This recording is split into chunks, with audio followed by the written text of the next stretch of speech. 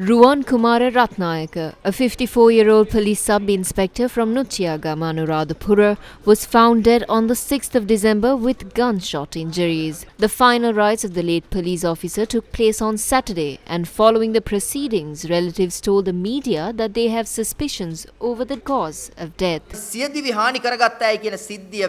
An incident had taken place before the alleged suicide. The officer in question had told his wife that he had successfully apprehended a vehicle that was transporting weapons at the Katunayaka Expressway based on information received via the 118 hotline. In addition, he had also informed the acting IP who was in charge of the shift. This person named Adhikari was not even in uniform, and this deceased police officer had observed that the person named Adhikari was getting repeated calls on his mobile. The vehicle was thereafter released, and he assumed it was based on those calls. The relatives say, according to the deceased police officer, two men and a woman were traveling in a car. They had spoken about their power and also dropped the names of criminals they had associated themselves with. Based on these revelations, the police officer named Ruwan Kumar was summoned to provide a statement for an inquiry. After all this, the police officer had reported to work and completed his 10 p.m. to 6 a.m. shift. It is said that he committed suicide along the corridor leading to the place where he needed to place his signature to complete his shift. This could have included a plan to commit another crime. Was this committed to prevent any other revelations?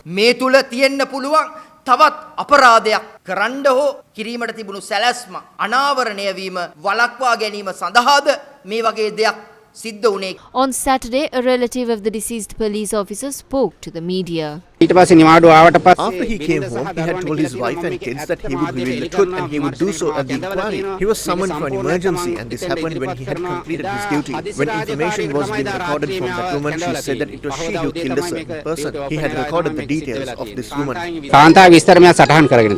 Sri Lanka police said that the sub-inspector has stopped the vehicle in question based on information that it was transporting weapons. Sri Lanka police also added that a woman and two men were travelling in the vehicle at the time. As there were reports of weapons inside the vehicle, the sub-inspector had taken measures to inform the OIC of the matter, as only he and one other officer were present at the location at the time. Sri Lanka police added that after the OIC and a team of officers inspected the vehicle, it was released, noting that it did not contain any weapons. Sri Lanka police went on to note that if there was any impropriety with regard to the vehicle in question, the responsibility lies with the senior most officer at the location, and in this case, the OIC. It added that the deceased sub-inspector was informed to visit the Negombo Police Division to provide a statement with regard to the incident surrounding this vehicle. Sri Lanka police said that even though the judicial medical officer had ruled the death as not suspicious, the Paliagoda HQI is leading an investigation as relatives have expressed